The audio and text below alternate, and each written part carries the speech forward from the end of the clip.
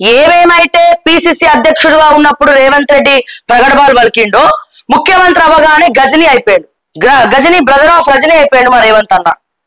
ప్రతిపక్షంలో ఉన్నప్పుడు ఏవేవైతే కొట్లాడినరో ఇప్పుడు ఆ ప్రతిపక్ష రేవంత్ రెడ్డి ప్లేస్ లోకి కేటీఆర్ వచ్చాడు.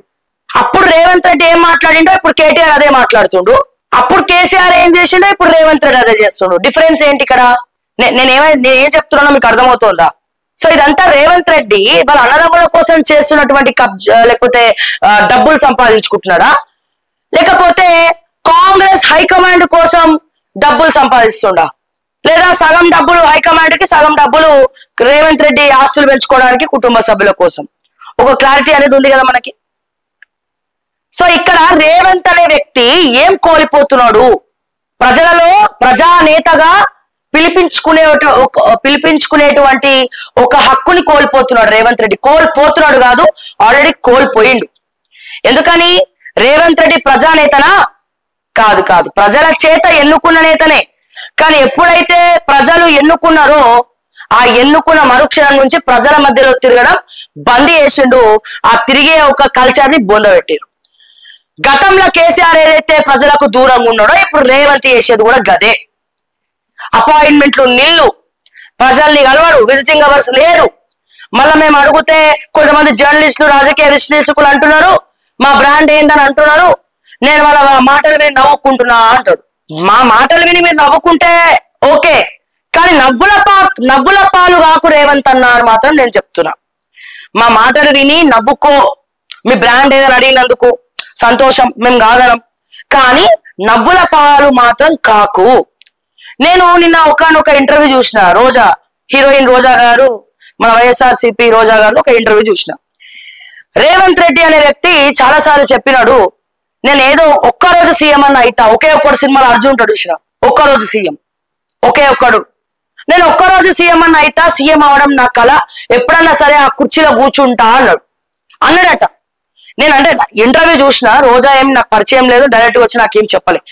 బట్ తను ఒక ఛానల్లో ఇంటర్వ్యూ ఇస్తూ చెప్పినటువంటి విషయం ఏంటంటే, ఒక్క రోజన్నా సరే నేను జీవితంలో సీఎం అయ్యి చూపిస్తా, ఒక్క రోజు సీఎం గానన్నా నేను ఉంటా, నాకు అదే చాలు, నా జీవిత గోల్ అన్నటువంటి రేవంత్ రెడ్డి జైలుకి వెళ్ళిన తర్వాత కూడా సీఎం అవ్వడం ఎలా అనే పుస్తకం చదివినటువంటి రేవంత్ రెడ్డి సీఎం అవ్వడం కోసం ఎన్ని వేషాలు వేసినా, ఎంతమంది సీనియర్ నాయకులు ఉన్నా వాళ్ళందరినీ తుంగలో తొక్కి కాంగ్రెస్ పార్టీలో అతి చిన్న వయస్సులో ముఖ్యమంత్రిగా ఎదిగినటువంటి సీఎం రేవంత్ రెడ్డి ఇప్పుడు ఆయన ముఖ్యమంత్రి అయిన తర్వాత ప్రతి ఒక్కరు కూడా పేరు మర్చిపోతా ఉంటే, ఆఖరికి మందుల సామ్యాల్ లాంటి వాళ్ళు కూడా రేవంత్ రెడ్డి పేరు పలకడం ఇష్టం లేక ఉత్తమ్ కుమార్ రెడ్డి సీఎం అంటా ఉంటే, ఇక్కడ నేను ఎందుకు చెప్తున్నా ఒత్తి స్పెసిఫికల్ గా అంటే, ఇది రేవంత్ రెడ్డి గారికి తెలియాలి. దేనికోసం అయితే ముఖ్యమంత్రి అవ్వాలని కలలు కన్నాడు. రోజా గారి ఇంటర్వ్యూలో చెప్తున్నారు, ఇంకా చాలా మంది చెప్పినారు, పర్సనల్ గా కూడా చాలా మంది చెప్పినారు.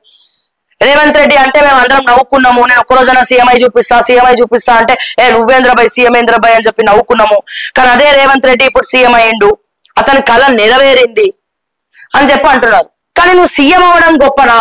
అంత గొప్పగా ఇంతమంది కాంపిటీషన్ లో, అది కూడా కేసీఆర్ అనే ఒక లెజెండరీ లీడర్ ని ఢీకొట్టి ముఖ్యమంత్రి అయినటువంటి రేవంత్ కు గైడెన్స్ లేదా? తెలియదా? ముఖ్యమంత్రిగా రేవంత్ రెడ్డి అనర్హుడా? ఒకవేళ అనర్హుడు అనేదే నిజమైతే మరి రేవంత్ సీఎం పోస్ట్ అయ్యారు కదా, ఎవరు అర్హుడా అనర్హుడా? ఇది రేవంత్ సందిగ్ధంలో పడ్డాడా?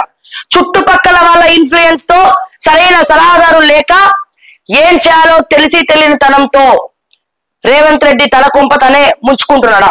ఇంత కష్టపడి నేను ఎప్పటికైనా సరే సీఎం అయి చూపిస్తా తెలంగాణకి అని చెప్పుకొని టీడీపీ వాళ్ళ దగ్గర, అక్కడ వాళ్ళ దగ్గర, ఇక్కడ వాళ్ళ దగ్గర చెప్పుకొని తిరిగినటువంటి రేవంత్ రెడ్డి ఇప్పుడు సీఎం అయిన తర్వాత ఎందుకు ఇంతమందితో తిట్టిపించుకుంటున్నాడు? ఎందుకు ఇంతమందితో అడిగిపించుకుంటున్నాడు? అంత అవలీలగా ముఖ్యమంత్రి చైర్ ని వదులుకునేటువంటి పనులు చేస్తున్నాడు రేవంత్ రెడ్డి. ఒక్క 10 నిమిషాలన్నా మీకు టైం దొరుకుతుందా? మీరు ఎక్కడి నుంచి ఎక్కడి వరకు వచ్చినారు?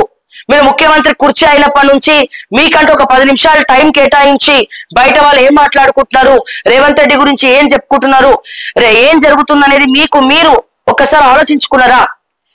రేపటి రోజున మీరు మళ్ళా పార్టీ పెట్టాలన్నా ఏం పెట్టాలన్నా మీ పేరు ఎంత దారుణంగా ఖరాబ్ అయిపోయిందో మీకేమైనా అర్థం అవుతుందా అని చెప్పి మాత్రం నేను మిమ్మల్ని ప్రశ్నించగలుగుతున్నా. మీరు ఆలోచించుకున్నారా? రేవంత్ రెడ్డి ముఖ్యమంత్రిగా ఎదగడం ఎంతవరకు కరెక్టో, ఆ ఎదిగిన ముఖ్యమంత్రి ప్రజల మనసు గెలుచుకోవడం కూడా అంతే కరెక్టు. అట్లాగే ప్రజా నేతగా ఎదగడం కూడా అంతే కరెక్టు. ఒక మార్క్, ఒక బ్రాండ్ క్రియేట్ చేసుకోవడం కూడా అంతే కరెక్టు. మీ బ్రాండ్ బుల్డోజ్ కాదు, మీ బ్రాండ్ ఏంటి? ప్రజానేతగా ఎదగడం. ఆ బ్రాండ్ ఏంటి అనేది మీరు ఇంకా తెలుసుకునే ఆలోచనలో మీరు చేస్తలేరు. మేము అడిగితే ఏమంటారు? మీ బ్రాండ్ ఏంటంటే, ఇగో ఈ తెలంగాణ ఈ పోలీస్ స్కూల్ ఓపెన్ చేసిన గిదే నా బ్రాండ్ అంటారు.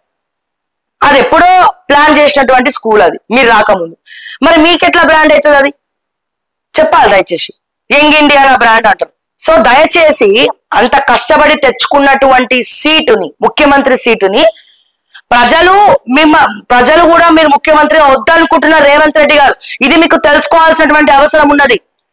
భజన మండలి, భజన చేసే బ్యాచ్, నాట్ ఈవెన్ మీ అయోధ్య రెడ్డి కూడా మీకు ఇది చెప్పడు. ప్రజలు కూడా ఎప్పుడెప్పుడు ప్రభుత్వం పడిపోతుందో, ఎప్పుడెప్పుడు ముఖ్యమంత్రి పోతాడో, ఎప్పుడెప్పుడు కాంగ్రెస్ పార్టీ అధికారంలో దిగిపోతుందో అని చెప్పి ప్రజలు ఎదురు చూస్తా ఉన్నారు. కావాలంటే మీరు సర్వే రిపోర్ట్లు తెచ్చుకోండి, ఇంటెలిజెన్స్ శివధర్ రెడ్డికి చెప్పి ఏం జరుగుతుందో బయట చెప్పండి. లేదా మీరే మారు వేషంలో మీ పాలన ఎట్లా ఉందో ఒక 100 మందిని అడిగి తెలుసుకోండి, వచ్చి ఫీల్డ్ లోకి వచ్చి.